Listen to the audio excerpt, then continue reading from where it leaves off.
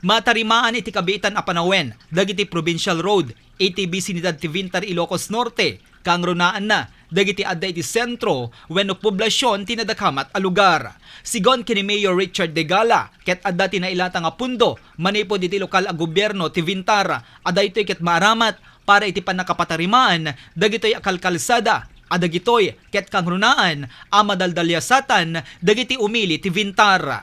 Bagapay ti mayor nga adda ti request na nga inpadanon nan iti probinsya tapno di kasta ket mapatarimaan ken maipalawa dagitoy akalkalsada. Maragsakan ni Mayor Degala, gapwanan na, tadamet ten tinpadanon, ti Department of Public Works and Highway, anapunduanen dagitoy a provincial road, asakupen ti poblasyon ti Vintar, adagitoy ket lasong-lasong, asigon, karagiti nakasarsarita, ti JCQ Online TV News, ket nabayagan dagitoy a problema da, adaytoy pay, ti mangibayag, iti inda panagdalyasat, karagitoy akalkalsada. Nagyaman dagiti umili ti Vintar, iti biyang ni Mayor Richard Degala, gapo iti panangiro nga ing na, dagitoy iti panakapatarimaan da.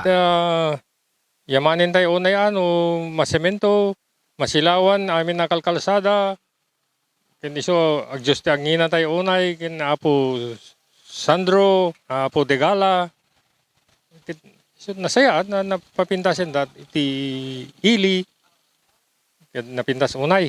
Napalausmet ti panagyaman ni Mayor Degala, karagiti adda iti ngatwen na posisyon, kangrunaan na, kada Ilocos Norte 1st District Congressman Sandro Marcos, ken itibiyang ni Gobernador Mateo Marcos Manotok, iti kanayon da, apan ang supsuporta, dagiti proyekto, ti umuna nga administrasyon na.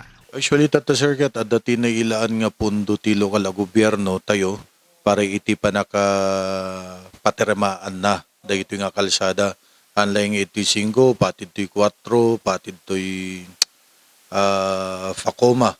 So, ado dagiti problema ngayon. Adati request tayon nga panakai road widening ti kalsada tayo dito'y poblasyon mismo, amin nga provincial roads. So, dito get under the provincial roads, dito nga provincial road, dito nga kalsada. So, ni-request itin nga ato dito yan. So, actually, agad, ada pa'y surat ka dati ti DPWH yan nga for funding dito yan.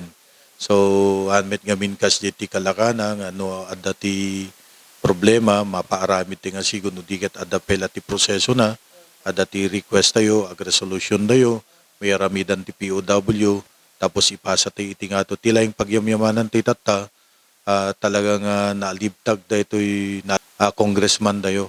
So, amin nga makita tayo nga problema nga kasapulan nga may ikan iti solusyon na ket aksyon na daytoy. And for the meantime, pina-check ko dito ti engineering office ta ditemet pay sure no kaano nga may implementar daytoy ket ori siya ket mapagpagnak dagito nga kalkalsada.